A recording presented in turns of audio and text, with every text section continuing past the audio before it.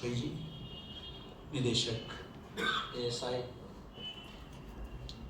Professor Maheshwari जी, परीक्षा नियंत्रक श्री राजेश पाठक जी, हमारे सहायक कुल सचिव श्री विवेक सावरीकर जी, यहाँ उपस्थित सभी विभागाध्यक्ष, ASI विभाग के मेरे सहयोगी और संबद्ध अध्ययन संस्थाओं के केंद्रों के जो हमारे निदेशक प्रतिनिधि आज यहाँ उपस्थित है, आप सभी को नमस्कार और आप सभी को अंग्रेजी नववर्ष के अग्रिम शुभकामनाएं।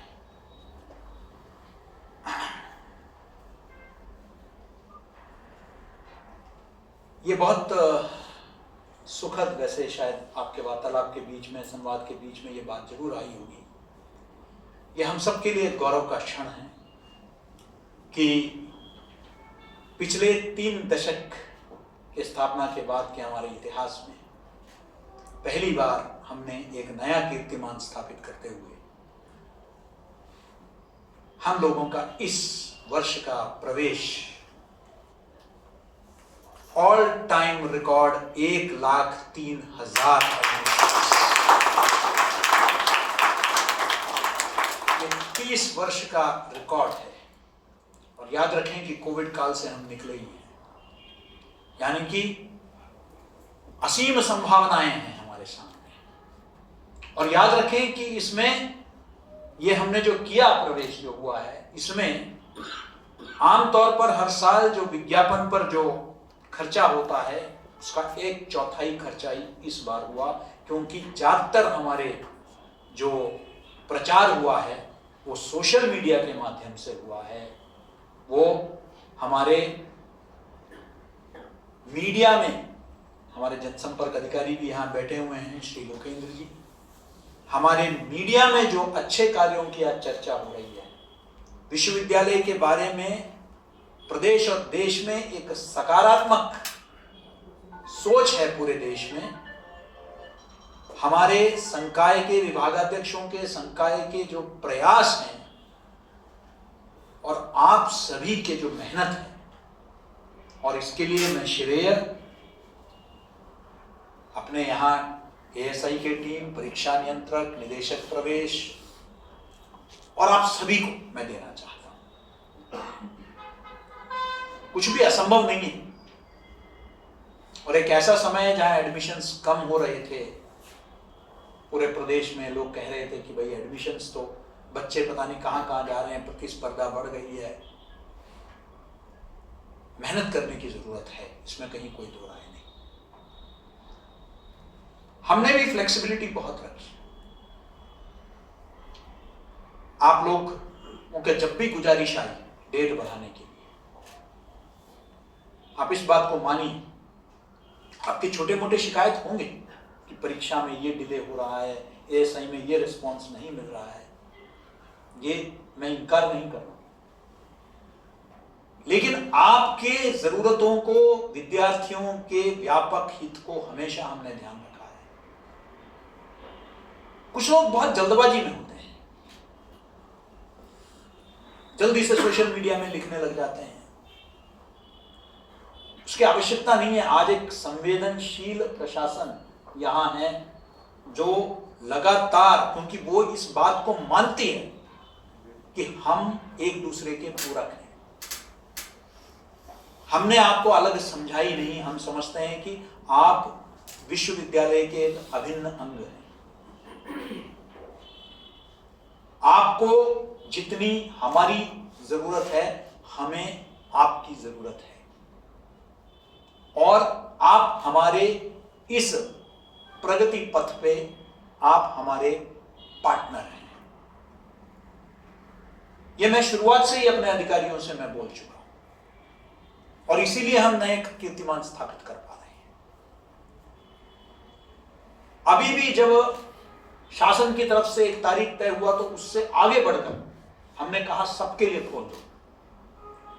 हम जानते हैं कि कोविड में आप में से संपन्न वाले तो काफी अपने आप को बचा के ले गए, लेकिन अपने जो छोटे सेंटर्स हैं और जो ग्रामीण क्षेत्रों में हैं, उनको कई दिक्कतों का सामना करना पड़ा। इसलिए हमने कहा कि जब एकाध सेंटरों से ये गुजारिश आई कि सर हमारे पास अभी 40 एडमिशन आए हैं, हमारे पास 20 एडमिशन आके पड़े हुए हैं, तो हमने कह दिया कि सिर्फ 1-2 सेंटर के लिए मत खोलिए, सबको एक और अवसर मिल जाए, एक अंतिम अवसर, क्योंकि इसके बाद हम दूसरे सेमेस्टर में आ रहे हैं, अब हम नहीं खोल पाएंगे।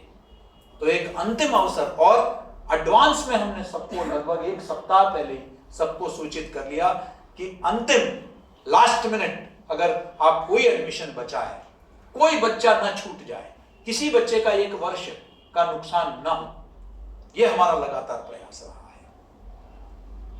कुछ लोगों को कभी कभी तकलीफ होती है, एक आध लोगों को, भाई ये यूटीडी के लिए किया गया है। यूटीडी और आप में कभी भेदभाव हम नहीं करते हैं, लेकिन याद रखिए यूटीडी मजबूत होगा तभी आप मजबूत होंगे। तो विश्वविद्यालय के भी सभी कोर्सेस सफल हो, ये हम चाहते हैं।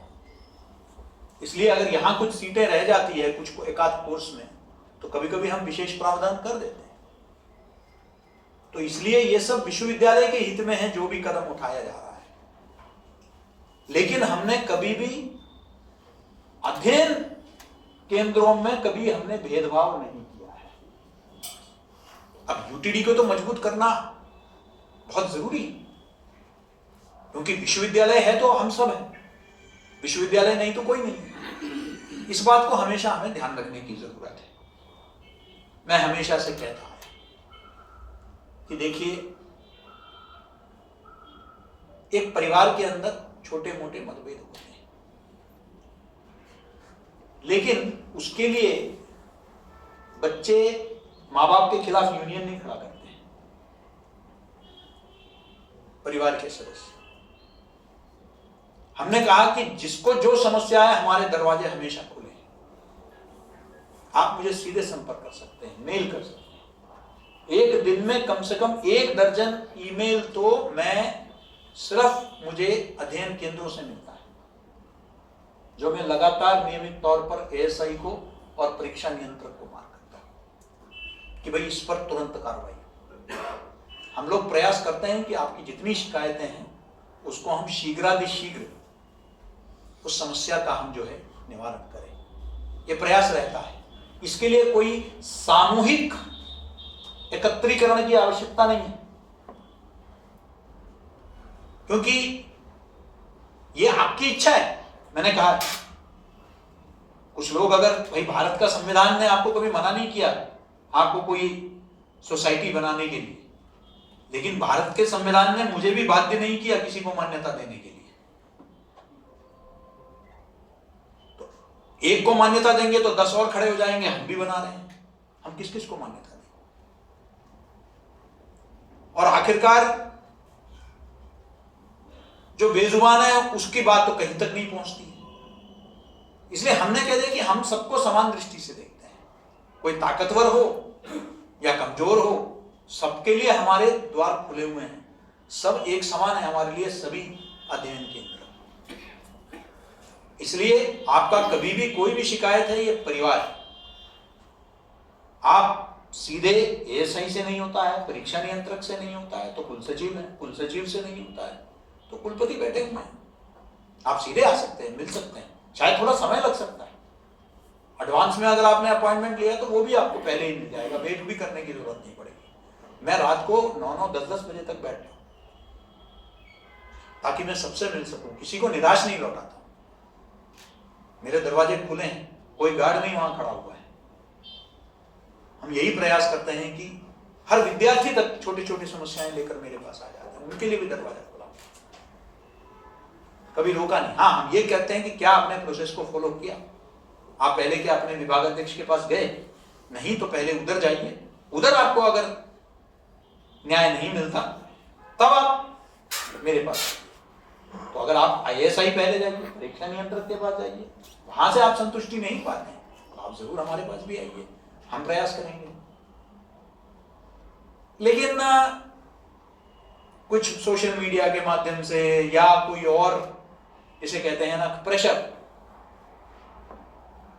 मेरे परिचय में यहां बताया गया कि मैं पत्रकारिता से जुड़ा रहा हूं और वरिष्ठ स्तर पर जुड़ा रहा हूं। राष्ट्रीय मीडिया में काम कर चुका हूं।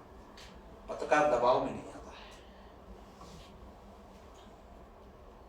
तो अगर कोई एकाध लोग समझते हैं कि कोई दबाव हम पर काम करेगा तो फिर तो वो बैकफायर करेगा। कोई दबाव डालता है फिर तो मैं कहता हूं कि इसका तो बिल्कुल नहीं करना है, फिर ये फोन करवा ले, दिल्ली से करवा ले। तो इसलिए आप प्रेम में 2 कदम बढ़ने के लिए तैयार हो, मैं 4 कदम बढ़ाने के लिए तैयार हूं,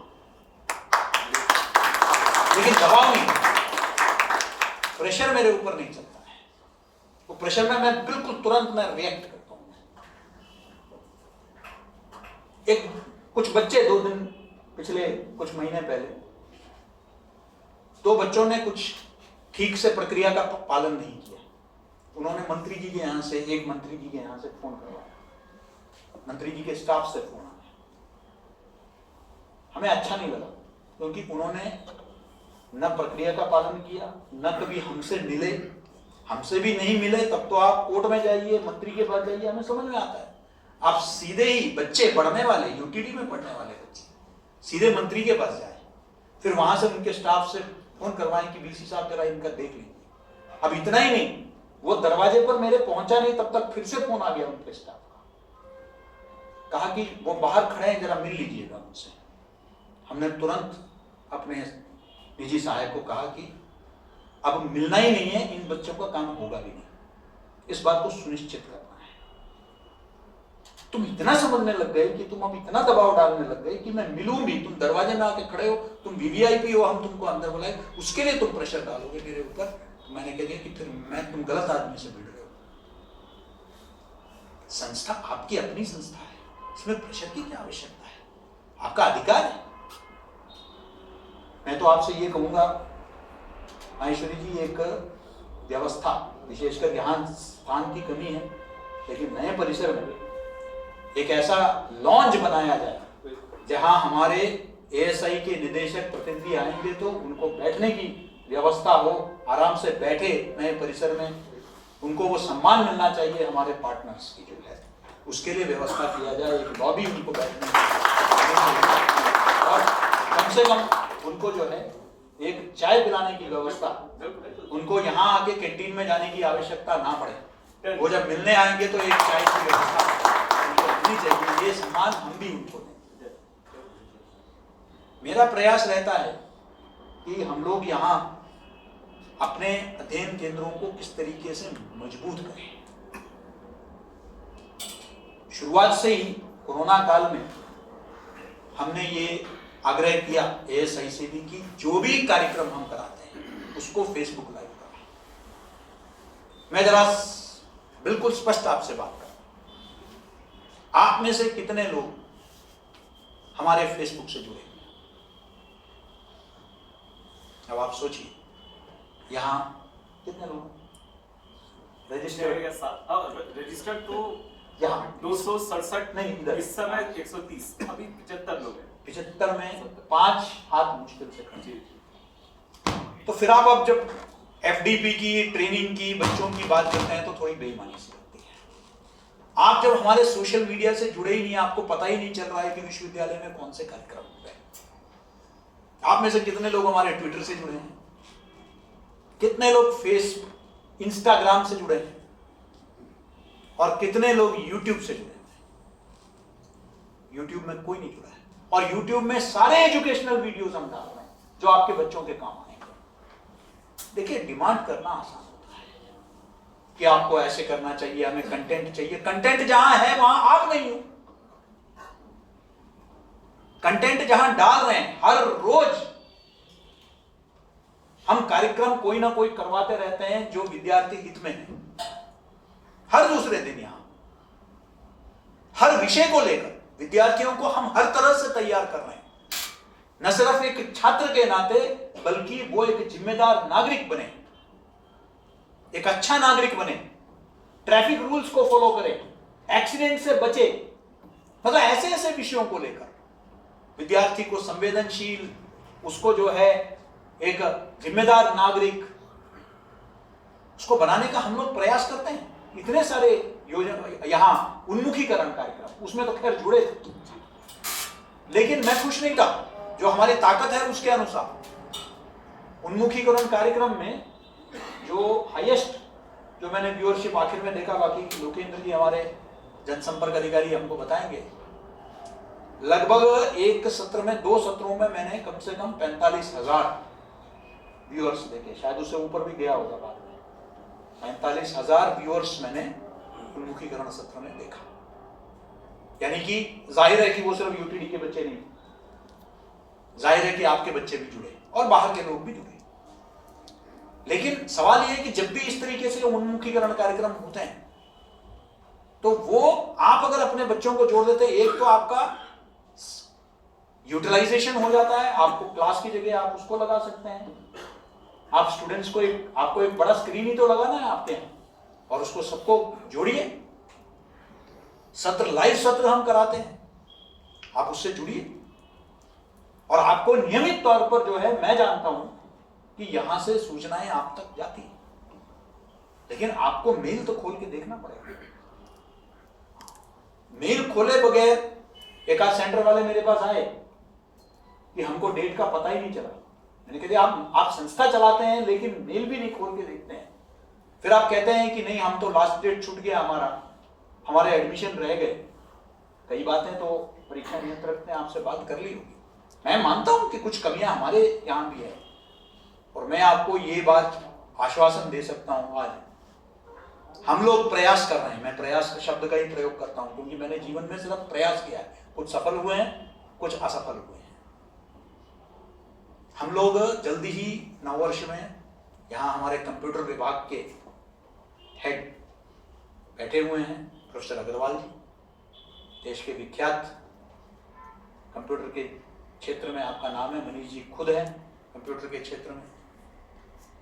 हम लोग कोशिश करेंगे इस वर्ष कि हम एमपी ऑनलाइन से मुक्ति पाकर हम अपना सॉफ्टवेयर खड़ा करें।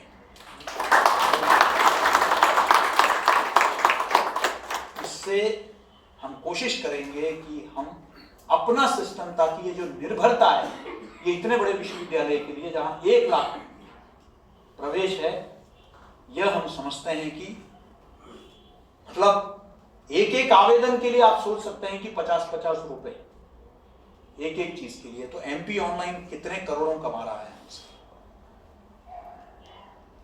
और अगर उतना पैसा हम अगर अपने, हमारे यहाँ कंप्यूटर प्रोग्रामर्स है, हमारा कंप्यूटर टीचर्स हैं, सबने मिलकर अगर आवश्यकता पड़े तो कुछ बाहरी मदद से एक ऐसा सॉफ्टवेयर हम लोग तैयार कर सकें, और कुछ तो हम भी अपने एक नियमित उसके लिए कार्यालय शुरू करें, कुछ रेगुलर एम्प्लॉइज को रखें जो इसको हैंडल करें साल भर के हमारे आवश्यकताओं के लिए, तो हम टोटली इंडिपेंडेंट हो जाएंगे। और फिर कई चीजें जो दिक्कतें आपको भी सबसे ज्यादा आपको सामना करना पड़ता है, बाकी हमारे छात्रों को तो करना ही पड़ता है, उस सबसे हम निजात पा सकेंगे। इस आत्मनिर्भरता की दिशा में हम लोग प्रयास कर रहे हैं। हमने डीन, वो खुद भी कंप्यूटर के फील्ड से हैं, तो हम लोग प्रयास कर रहे हैं। इस बार के जो संस्तुतियां निदेशक प्रवेश देंगे उसमें वो शामिल है कि हम अपना एक वैकल्पिक व्यवस्था, ये उसका समय आ गया है। 3 दशक की यात्रा के बाद अब वो समय आ गया है जब हम अपने जब नए परिसर में जाएंगे तो ये जो निर्भरता है इसको हम समाप्त करें, और इससे बहुत बचत भी होगी, आपकी भी बचत होगी, हमारी भी बचत होगी, और जो कार्य प्रणाली है उसमें ज्यादा क्षमता आएगी, ज्यादा हम बेहतर तरीके से हम उसको कर पाएंगे। हमने इंदौर में जब जैसे ही कोरोना का थोड़ा सा ये धीरे धीरे, तो मैंने एएसआई टीम के साथ बैठकर मैंने कहा कि अब संभागीय संपर्क का जो प्रक्रिया है उसको हम सुचारू रूप से शुरू करें, लेकिन हम थोड़ा सा रूप अलग दें, थोड़ा सा हम उसको, ये कुलपति जाके सबसे मिल रहे हैं ऐसा ना रहकर इसको एक प्रशिक्षण वर्ग का रूप दिया जाए, जिसमें आप लोगों के साथ मिलना भी हो जाएगा, भोजन भी हो जाएगा, लेकिन भोजन के साथ साथ संशय निवारण हो जाएगा, आपके शिकायत हम तक पहुंच जाएंगे, आपके सुझाव हम तक पहुंच जाएंगे और आपको कहाँ कहाँ कमी हो रही है, क्या क्या त्रुटियां हैं जिससे हम बच सकते हैं, इन विषयों के बारे में भी आपको एक जानकारी मिल जाएगी। इस को मद्देनजर हमने इस तरह की कार्यशालाएं हर संभाग में अब हम आयोजित करेंगे, ये हमने तय किया है। और अभी 2 सप्ताह पहले हम लोग इंदौर में, वहां मैंने 2 घोषणाएं की। एक और प्रतिस्पर्धा की दृष्टि से नहीं, उत्कृष्टता की दृष्टि से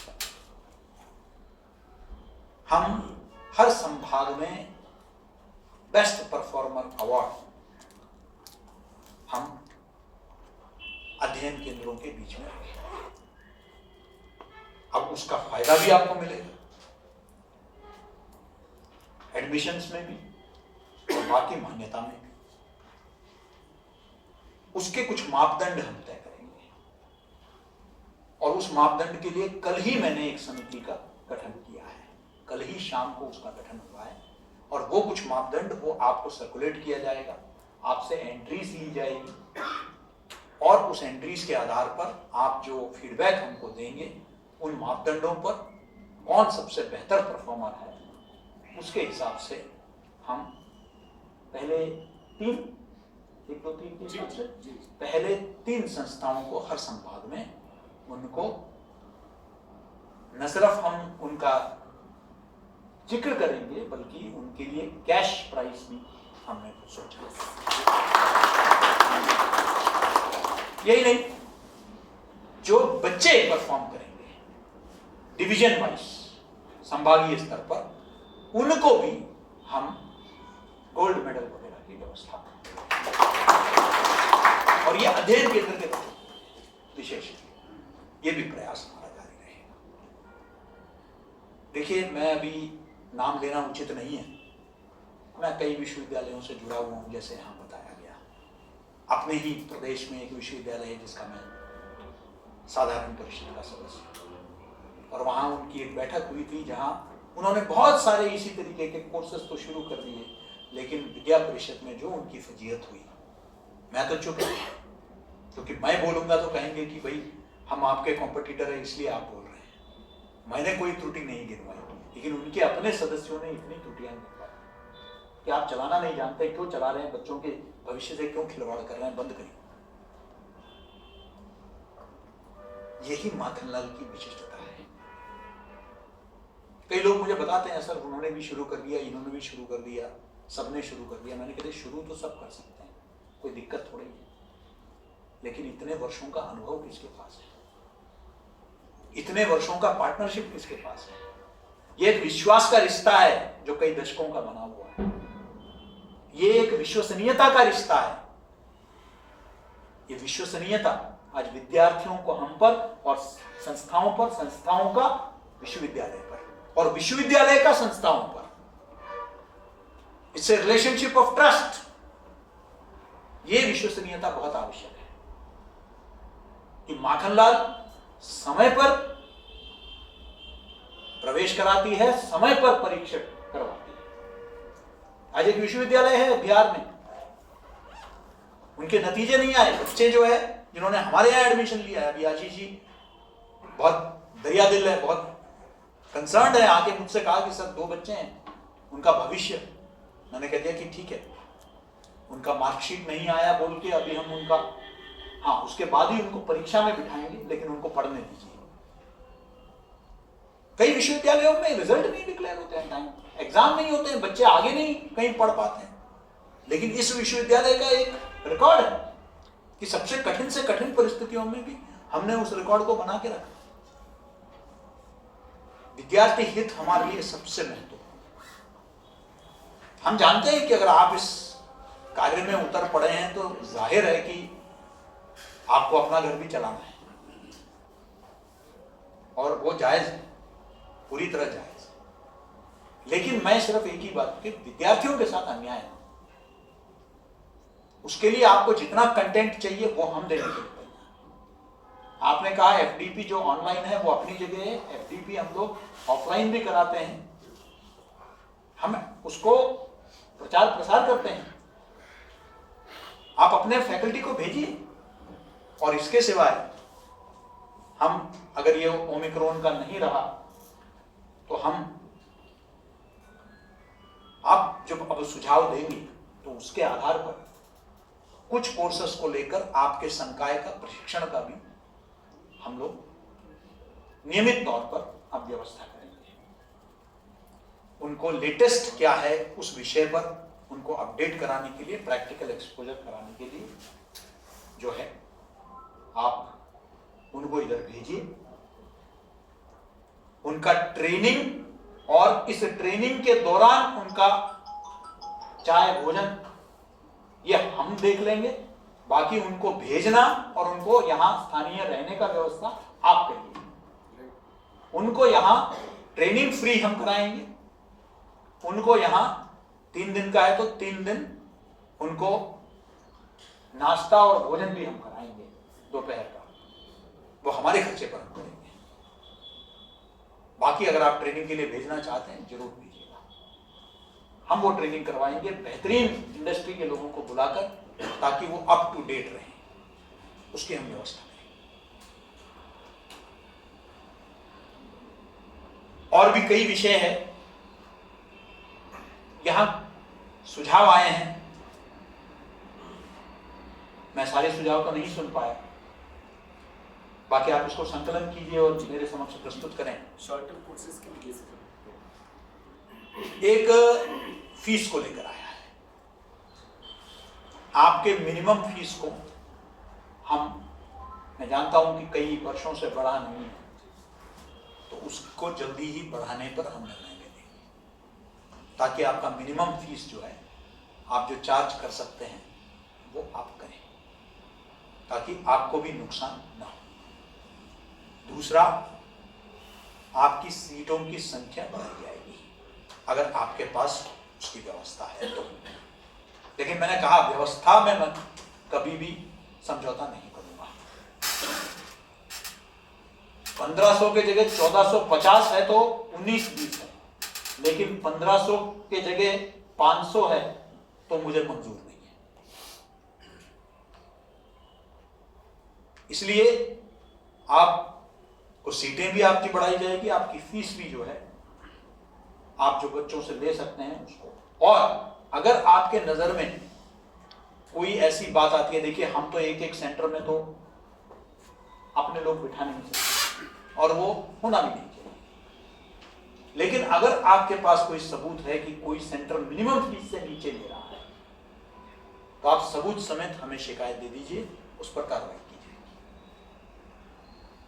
ताकि कोई इसको विद्यार्थियों के, क्योंकि एक मिनिमम फीस नहीं है तो आप उसको अफोर्ड ही नहीं कर पाएंगे, यानी कि फिर आप पढ़ा नहीं रहे, आप फिर सिर्फ उनसे पैसा ले रहे हैं, उनका एग्जामिनेशन करवा रहे हैं और सर्टिफिकेट दिला रहे हैं, बस अध्ययन नहीं हो रहा है।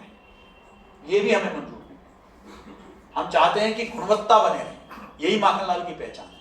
और ये विद्यार्थी आगे चल के 4 विद्यार्थियों को कहेंगे, हमारा विज्ञापन नहीं काम करता है, ये वर्ड ऑफ माउथ जिसको कहते हैं, हमारे बच्चे हमारे एम्बेसडर हैं। ये लोग जो बाहर जाके कहते हैं अरे वो इंस्टीट्यूट बहुत बढ़िया है, बहुत अच्छे इंस्टीट्यूट, मैं भी औचक निरीक्षण करता हूं, वो कोई कार्रवाई दृष्टिकोण से नहीं। मैं कहीं भी जाता हूं, कहीं एक विजिट के बाद आ रहा हूं, मैं अपने कैंपस देख के मैं आ रहा हूं, समझ लीजिए कि मैं दतिया से आ रहा हूं, तो मैंने कहा चलो मालथौन रास्ते में, मैं कहा चलिए आज चाय इनके यहाँ पी लेते हैं, एक मिलना जुलना भी हो जाता है इस बहाने। और भोपाल में भी किसी दिन आप लोगों के यहाँ पहुंचूंगा, बस अचानक राजेश शर्मा का फोन आ जाएगा कि सर पहुंच रहे हैं, लेकिन घर में नहीं चाय पीऊंगा, मैं अध्ययन केंद्र में वहां आके चाय पीऊंगा। तो मैं कहता हूं कि कहीं और चाय पीने से बेहतर है कि थोड़ा अध्ययन केंद्र विजिट भी हो जाएगा, थोड़ा आप लोगों को भी। तो वो कहते हैं नहीं सर घर आइए, घर आपके साथ भोजन करेंगे। मैंने कहते ना ना, घर के लिए नहीं आता मैं, आपका केंद्र उसके लिए आना है, घर के लिए फिर संडे बुलाएंगे खाएंगे। लेकिन निरीक्षण के दौरान हम ऐसे तो कुछ जगह कुछ सुझाव भी मैंने दिए हैं, जैसे कोविड समय में कोविड प्रोटोकॉल को बनाए रखने की आवश्यकता है, कंप्यूटर्स थोड़ा और अपडेट करने की आवश्यकता है, अपग्रेड करने की आवश्यकता है, तो आपको उसके हिसाब से भी अगर ट्रेनिंग की आवश्यकता है तो वो लोग हम ट्रेनिंग देने के लिए तैयार हैं। ऑनलाइन भी ट्रेनिंग जहाँ आवश्यकता है, ऑनलाइन का भी आप थोड़ा सा FDP वगैरह प्लान कीजिए जी, इसके लिए, तो ताकि इनको किसी को भेजने की भी जरूरत ना पड़े ऑनलाइन, लेकिन अटेंडेंस हो। दुख इस बात का होता है कि बड़े ट्रेनिंग तो कराते हैं लेकिन कोई आता ही नहीं है, तो फिर वो आपको सुनिश्चित करना पड़ेगा। हम लोगों ने अभी अपने यहाँ विश्वविद्यालय में कई नए प्रयास कर रहे हैं। कोविड के दौरान हमने जो कर्मचारियों के लिए किया वो एक अलग विषय, लेकिन हमने एक काम किया कि लगभग 2 दर्जन संस्थाओं के साथ, मेडिकल संस्थाओं के साथ टाई अप किया, क्योंकि हमने ये पाया कि सबसे ज्यादा इंश्योरेंस तो हो जाता है। इंश्योरेंस होने के बाद आदमी अगर हॉस्पिटलाइज हो जाता है तो हो जाता है दवाई, मतलब उसका इलाज का व्यवस्था, लेकिन डेली खर्चा जुकाम खांसी बुखार, इसके लिए क्या इलाज है? इसके लिए जाना पड़ेगा। डॉक्टर जो है वो अपना रेट लेता है, फिर जो है टेस्ट का अलग होता है, तो इसके लिए कोई इंश्योरेंस नहीं। तो हमने CGHS रेट पे अपने कर्मचारियों के लिए यहां व्यवस्था की, लगभग 2 दर्जन अस्पतालों में। उसका नतीजा क्या हुआ है? जिस बंसल अस्पताल में 600 रुपए कंसल्टेशन लेते हैं, वहां हमारे कर्मचारियों को 135 रुपए में कंसल्टेशन मिलता है। एक हमारे कर्मचारी ने अभी हाल ही में अपनी माताजी का सर्जरी करवाया, जिस सर्जरी के 3.5 लाख रुपए खर्चा होते हैं, उसका 1 लाख रुपए में उसका सर्जरी हो गया उनके मदर की। तो देखिए 2 लाख रुपए मायने रखते हैं। तो इस तरीके से हम प्रयास कर रहे हैं कि अब ये सुविधा हम धीरे धीरे अपने संबद्ध अध्ययन केंद्रों को भी मिले। और मैं काम किए बगैर घोषणा करता नहीं, तो पहला हमें सफलता मिली है। यहाँ हाल ही में कैंप लगवाया था हमने, तथास्तु डेंटल हॉस्पिटल समूह, एक भोपाल में एक अच्छा जाना पहचाना। तो इन्होंने भोपाल में ये 3 एवं इंदौर में 1 डेंटल हॉस्पिटल चलाते हैं। तथास्तु ग्रुप के साथ विश्वविद्यालय ने CGHS दरों पर दंत चिकित्सा सेवाएं देने का अनुबंध किया है। इसमें विश्वविद्यालय के स्टाफ और विद्यार्थियों के साथ ही संबद्ध अध्ययन संस्थाओं के विद्यार्थी और स्टाफ भी सम्मिलित किए गए हैं। आप इनके अस्पतालों में ये सेवाएं CGHS दरों पर प्राप्त कर सकते हैं।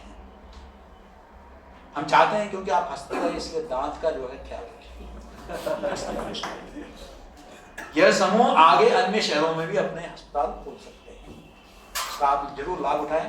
प्रयास करेंगे कि आगे भी हम और भी संस्थाओं से हम बात करें और आपको और अपने संकाय विद्यार्थी, लेकिन आपको आई कार्ड बनवाना पड़ेगा, और वो आई कार्ड दिखाने पर ही, और उसमें लिखना पड़ेगा संबद्ध अध्ययन केंद्र माखनलाल चतुर्वेदी विश्वविद्यालय। ये आई कार्ड में आएगा। आई कार्ड दिखाने पर आपको, तो तब तक के लिए अगर हम इनको पत्र अगर ASI विभाग जारी कर दें कि ये हमारा समूह, तो इनको तथास्तु के नाम पर ये पत्र हर केंद्र को अगर हम जारी कर लेते हैं तो उसका लाभ इनको मिल सकेगा।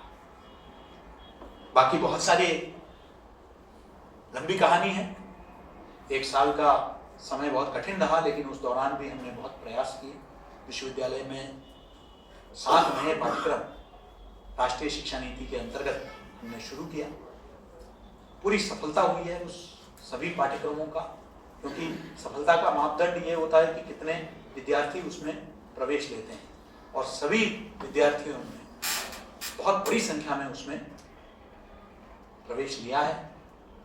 और आज उसका अनुकरण करके आज कई बाहर के विश्वविद्यालय वो आज हमें संपर्क कर रहे हैं।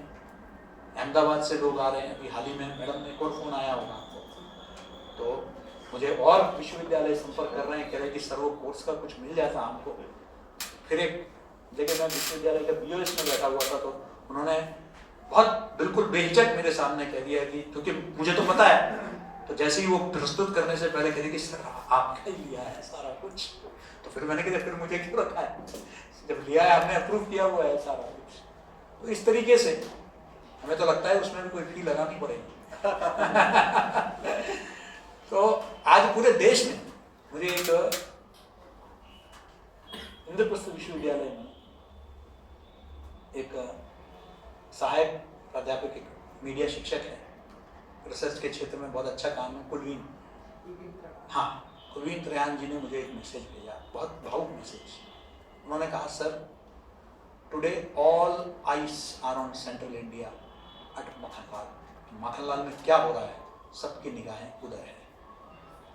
ये मैं समझता हूँ कि हमारे लिए एक किसी भी पुरस्कार से बड़ा पुरस्कार है कि आज सब हमारी तरफ बहुत उम्मीद की निगाहों से कि ये विश्वविद्यालय कुछ मानक है। पहली बार इंडिया टुडे के रैंकिंग में देश के बेहतरीन विश्वविद्यालयों में, लगभग देश में 1000 के करीब विश्वविद्यालय, 34वें रैंक पर माखनलाल। आने वाले दिनों में और जनसंचार के क्षेत्र में 12वें स्थान पर, और ये आगे और बढ़ेगा। ये हमारा प्रयास रहेगा। हमारा संकल्प है इस वर्ष रीवा और बिशनखेड़ी नए परिसर, इसमें हम लोग यहां से शिफ्ट होंगे। रीवा में नया परिसर है, बिशनखेड़ी में नया परिसर है। आप सब आमंत्रित होंगे उस परिसर में भी। 26 जनवरी को पहला बड़ा कार्यक्रम विश्वविद्यालय का, इस बार का 26 जनवरी हम लोग अपने नए परिसर के नए सभागार में, जहां 850 सीट कैपेसिटी है, वहां हम मनाएंगे। आप में से जो लोग समय निकले तो अवश्य पधारें। एएसआई की तरफ से निमंत्रण पत्र जरूर भेजिएगा कि आप लोग भी उस कार्यक्रम में शामिल हो। विश्वविद्यालय नए परिसर में, नए परिसर का एक अवलोकन भी आपका हो जाएगा। अभी थोड़ा और समय है परिसर में पूरी तरह शिफ्ट करने के लिए, लेकिन आपको भी पता चल जाएगा आप किस विश्वविद्यालय का आप जो हिस्सा है वो कितना एक हमारे लिए, सबके लिए गौरवपूर्ण एक ऐसा एक परिसर हम लोग तैयार कर रहे हैं। एक फिल्मोत्सव तैयार किया जा रहा है, लघु फिल्मोत्सव, फरवरी 18, 19, 20 तारीख को। चित्र भारती फिल्मोत्सव, देश के जाने पहचाने फिल्म निर्माता, निर्देशक, कलाकार सब उसमें भाग लेंगे। माननीय मुख्यमंत्री जी उसका उद्घाटन करेंगे। ये भी हमारे सभागार में आयोजन किया जा रहा है। बहुत सारे हम इसकी ब्रांडिंग के लिए, विजिबिलिटी के लिए हम लोग लगातार प्रयास कर रहे हैं, क्योंकि ये फिल्मोत्सव के बाद पूरे देश में इस विश्वविद्यालय का एक ब्रांडिंग होगा, इसकी चर्चा होगी।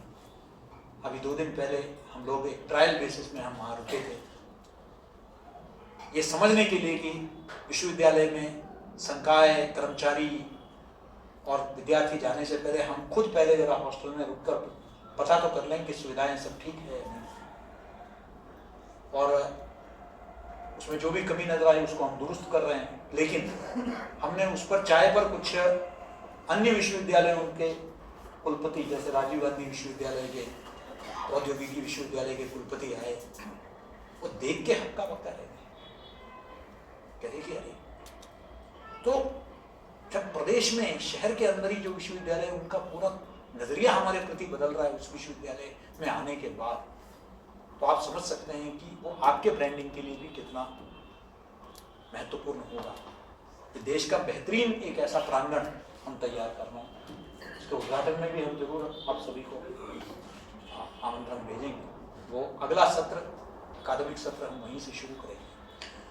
बस 1-2 बातें और संक्षिप्त में कहकर, क्योंकि पहली बार आपसे रूबरू हो रहा हूँ तो बहुत कुछ कहने का मन है, लेकिन भोजन भी इंतजार कर रहा, तो इसलिए ज़्यादा समय नहीं लूँगा। बस 2 बातें और। इस वर्ष हम आज़ादी का अमृत महोत्सव, हमारे बीच में हमारे इस समिति जो गठित हुई है उसके अध्यक्ष प्रोफेसर श्रीकांत सिंह जी भी हैं। इन सबको यहाँ बुलाने का एक कारण है, तभी ये लोग आएंगे। मैं चाहूंगा कि ये आज़ादी तो सिर्फ विश्वविद्यालय की नहीं है, पूरे देश की है। हम सबके लिए ये हर्ष का विषय है कि इस वर्ष हम 75 साल अपने जो स्वतंत्रता सेनानियों, उनके कुर्बानियों के फलस्वरूप आज हम आज़ाद हैं। हम हर संस्था में आजादी का अमृत महोत्सव मनाएं।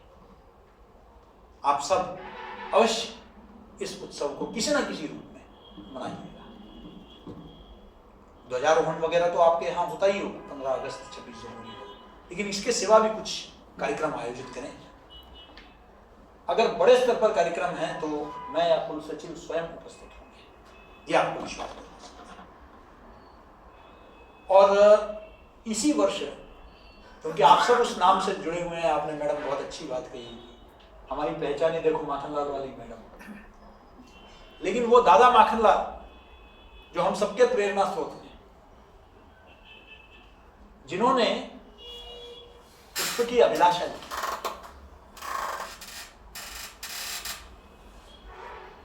हर हिंदुस्तानी की जुबान में पुष्प की अभिलाषा है।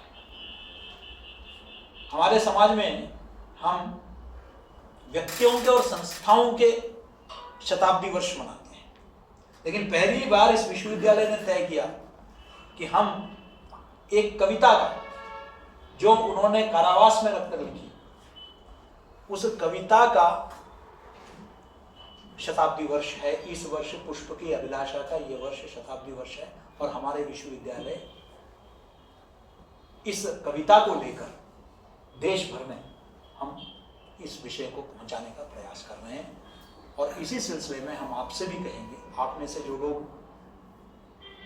आयोजित कर सकते हैं और आप लोग आपस में सहयोग से भी आप लोग कुछ कर सकते हैं, आप लोग जरूर आप इस तरह के आयोजन में अपने यहाँ अच्छा एक कार्यक्रम कराइए, 4 लोगों को बुलाइए, आपकी भी ब्रांडिंग होगी, विजिबिलिटी होगी, हम भी यथाशक्ति जो है उसमें आपको समर्थन देंगे।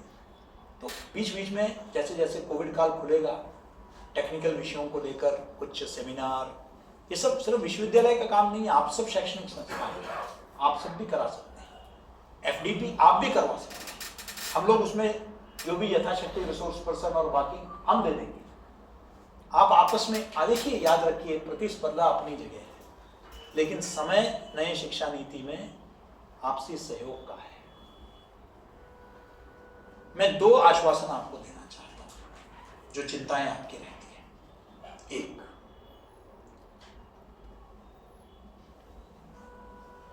देखिए, औचक निरीक्षण होगा, वो हम बंद नहीं करेंगे, रादर उसको और बेहतर बनाएंगे। उसका उद्देश्य आपको प्रताड़ित करना नहीं है, उसका उद्देश्य हम ये मान के चलते हैं कि एक गंदी मछली सारे तालाब को क्यों बिगाड़ देती है, उन गंदी मछलियों को बाहर फेंकना है या उनको अच्छी मछली बनाना है। हम भी इंटरेस्टेड नहीं है किसी संस्था को बंद करने में, हम भी चाहते हैं बच्चे उसमें जुड़ें, वो सफल हो, आपको इसलिए बार बार मौका भी दिया जाता है, लेकिन विद्यार्थी हित के साथ हम समझौता नहीं करेंगे।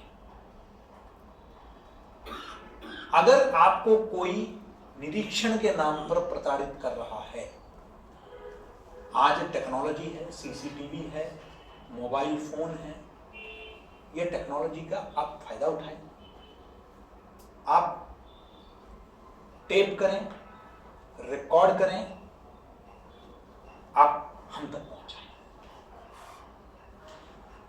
कि कोई आपको परेशान कर रहा है। हमें अपने विश्वविद्यालय के कर्मचारियों पर पूरा भरोसा है, लेकिन और हम प्रयास करते हैं उन कर्मचारियों को भेजें जिन पर हमें अच्छा विश्वास है कि वो गलत नहीं करेंगे, लेकिन मनुष्य की प्रकृति, अगर कोई आपसे कुछ नाजायज मांग रखता है, आप चाय पिला देते हैं, वो पी लेंगे तो कोई दिक्कत नहीं, लेकिन चाय के साथ कुछ और वो मांग लेते हैं बिस्कुट के सिवा, तो रिकॉर्ड करिए और मुझ तक पहुंचाइए। मैं सुनिश्चित करूंगा कि इस विश्वविद्यालय से उनको चाय भी नसीब नहीं होगी, उनकी दुकान बंद। ये मैं आपको भरोसा दिलाना चाहता हूं, इसलिए औचक निरीक्षण से मत डरिए, वो गलत लोगों के लिए है, सही लोगों को चिंता करने की आवश्यकता ही नहीं। आपने नए कोर्सेस की बात की, आपके लिए कोर्सेस तैयार कर रहे हैं, लेकिन कोर्सेस वो होंगे जो विश्वविद्यालय की गरिमा के अनुसार होती है। मैं आपको पूरे मतलब अदब के साथ, क्षमा के साथ कहना चाहता हूं, देखिए मैं कितना भी कंपटीशन आए, मैं ब्यूटिशियन का कोर्स नहीं कराऊंगा। ये माखनलाल विश्वविद्यालय का काम नहीं है। लेकिन कंप्यूटर में 16,000 वैकेंसियां निकल रही है, वीएफएक्स, एनिमेशन, गेमिंग, कॉमिक्स। आप इन्वेस्टमेंट के लिए तैयार रहिए, मैं आपको कोर्स दूंगा।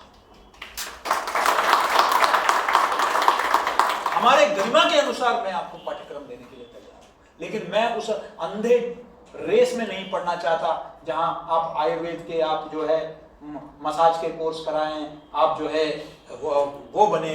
ये सब कोर्स मैं माखनलाल से नहीं दूंगा। माखनलाल का एक स्तर है, हम उस स्तर से अंधाधुंध कैसे भी पैसे बना लो, 3 महीने का सर्टिफिकेट चला लो, वो नहीं। हम टेक्नोलॉजी में, हम पत्रकारिता से, संचार से जुड़े हुए अच्छे अच्छे पाठ्यक्रम आपके लिए तैयार करेंगे। आप सुझाव दीजिए कि इसका स्कोप है। देखिए कभी कभी गलती हो जाती है, मैं तो ओपनली अपने गलती को कबूल करने वाले लोग हैं। मैंने पिछले वर्ष घोषणा की, जब मैं खंडवा परिसर में गया, वहां मैं भावुक हो गया। मैं थोड़ा फिल्मों का प्रेमी, प्रयास करता हूं, लेटेस्ट फिल्म देखने का टाइम नहीं मिलता है। अभी 2-3 दिन पहले मरक्कार देखी थी, द लायन ऑफ अरेबियन सी, प्रयास करता हूं। लेकिन मैं खंडवा गया था तो किशोरदा की जन्मभूमि है, मैं उनके जन्मस्थली गया, उनका अंत्येष्टि जहां हुआ वहां गया, श्रद्धा सुमन अर्पित किया और घोषणा कर दी कि वहां मैं फिल्म जर्नलिज्म का पर उनके लिए एक श्रद्धांजलि के स्वरूप में हम तैयार करेंगे और उसको हमने लागू भी कर दिया। लेकिन हमें अपेक्षित संख्या में हमें नहीं मिले छात्र, क्योंकि खंडवा में उसकी तैयारी ही नहीं थी। खंडवा के विद्यार्थी शायद उसके लिए तैयार नहीं थे, उस कोर्स के लिए। मैंने कहा कि कोर्स तो चलाऊंगा, लेकिन अभी शायद खंडवा तैयार नहीं है। हमारे बीच में पवित्र जी बैठे, हमारे विभागाध्यक्ष, हमने उनसे कहा कि आप यहाँ चला सकते हैं, उन्होंने चला सकते। तो हमने निदेशक प्रवेश से कहा, सचिव जी से कहा और हमने वो कोर्स, यकीन मानिए बहुत शॉर्ट नोटिस में 2 दिन का समय दिया गया और पूरा सीटें भर गई, क्योंकि भोपाल उसके लिए तैयार है फिल्म पत्रकारिता के कोर्स के लिए। शायद खंडवा तैयार नहीं था, जबकि वहां कई महीनों का प्रयास किया, लेकिन यहां सफल हो गया। आप भी अपने अपने एरिया में सर्वे कर ही आप बताइए कि आपके अपने क्षेत्र में क्या उस कोर्स की गुंजाइश है।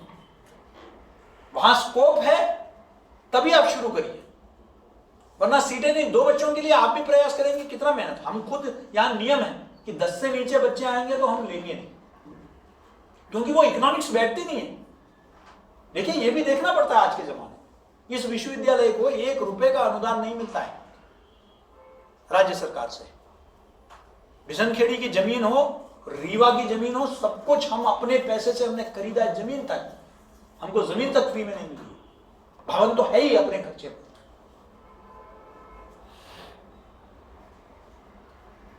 लेकिन लोग चाहते हैं हर जगह अपने परिसर बने, लेकिन ऐसा नहीं होता है, हमें देखना पड़ता है। नोएडा परिसर हमने बंद कर दिया, काफी विरोध का मुझे सामना करना पड़ा, आसान नहीं होता है बंद कर। कई लोगों ने फैसला लेने से, मेरे जो भी पहले थे वो संकोच में रहे। उसका नतीजा यह था कि लाखों रुपए सिर्फ किराए पर जा रहा है और आमदनी चवन्नी, उसका कोई मतलब नहीं था, न वो कोई मकसद पूरा करता था। विरोध हुआ, हमने कहा विरोध को झेल लेंगे, लेकिन विश्वविद्यालय का पैसा नहीं जाया, बंद कर, पूरा ताला लगा। अभी औपचारिक उद्घाटन नहीं हुआ रीवा का, लेकिन हमने सारे क्लासरूम वहां शुरू कर दिए नए परिसर में। कहते उद्घाटन बाद में होगा, किराए का मकान बंद करो। 40 करोड़ रुपए खर्च करके बनाया परिसर और फिर भी किराए देते रहेंगे क्या? मैंने कहा उद्घाटन होता रहेगा, आप पहले यहाँ पढ़ाना कक्षाएं शुरू करिए। हम प्रयास कर रहे हैं 1-1 रुपए बचा लें, इसलिए पाठ्यक्रम वही शुरू करें जहां आपको गुंजाइश लगती है। हम पाठ्यक्रम शुरू करने के लिए तैयार हैं। हम छोटे कोर्सेस डिजाइन करेंगे, जल्दी एक कमेटी बनेगी जो आपको इस वर्ष में कोर्सेस देंगे। एक और विषय कहकर मैं अपनी बात को, क्या परिवार के लोगों के बीच में बहुत दिन बाद मिलने का होता है तो घंटों बात करने का मन करता है। मुझे एक और कार्यक्रम में भी जाना है, पुस्तक विमोचन, आपके साथ भोजन करके ही जाऊंगा। आज मैंने घर से लंच नहीं लेके आया, मैंने कहा कि आपके साथ ही खाऊंगा। देखिए, नए केंद्र के बारे में आप लोगों के मन में चिंता है। देखिए, कई केंद्र बंद हो चुके हैं कोरोना, विश्वविद्यालय को तो चलाना नहीं। मैं आपको यकीन दिलाना चाहता हूं कि हम केंद्र वहीं खोलेंगे जहां या तो कोई केंद्र बंद हो गया हो या जहां कोई केंद्र नहीं है। अन्यथा आपके क्षेत्र में कोई और नए केंद्र को अनुमति नहीं देंगे। अब जैसे हम अभी दतिया निरीक्षण के दौरान हम लोग ओरछा गए, ओरछा में पता चला कि कोई केंद्र नहीं है, तो हमने कहा कि भाई ओरछा में केंद्र नहीं है तो फिर वो ओरछा में केंद्र खोलिए। तो जिस जगह नहीं है तो वहां हम खोलेंगे, लेकिन जहां है वहां हम आपके लिए नई सरदर्दी नहीं चुका रखेंगे। सर, इस सिलसिले में एक चीज बोलना चाहिए। हाँ।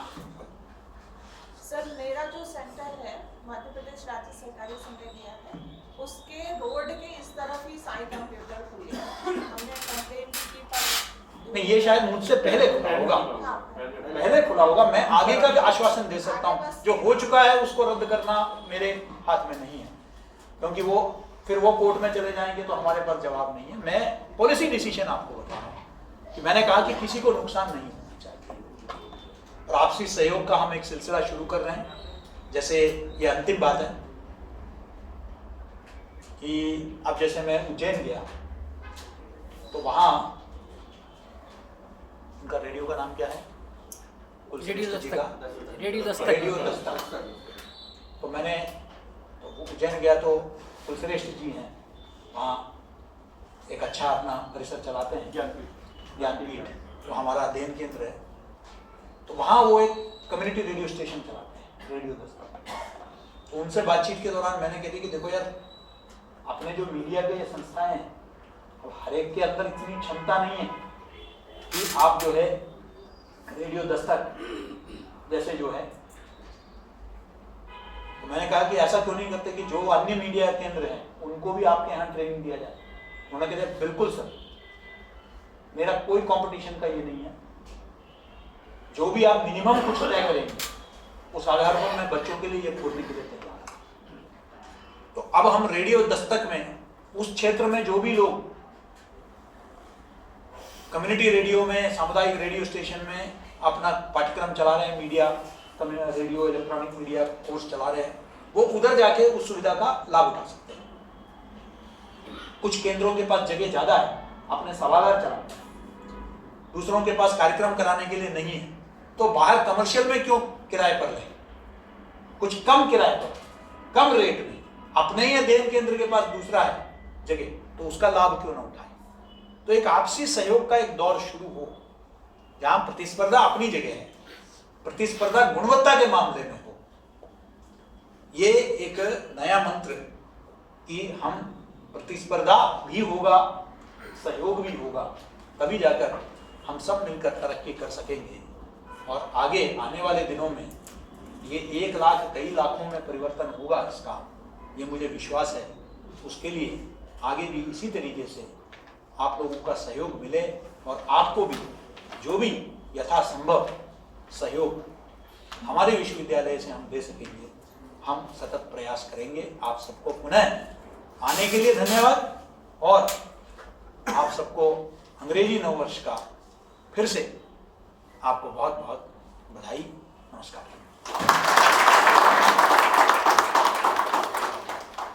माननीय कुलपति जी के इस बहुत ही प्रखर उद्बोधन के बाद अब सिर्फ आभार प्रदर्शन के लिए मैं माननीय कुल सचिव प्रोफेसर अविनाश वाजपेयी जी को अनुरोध करता हूँ।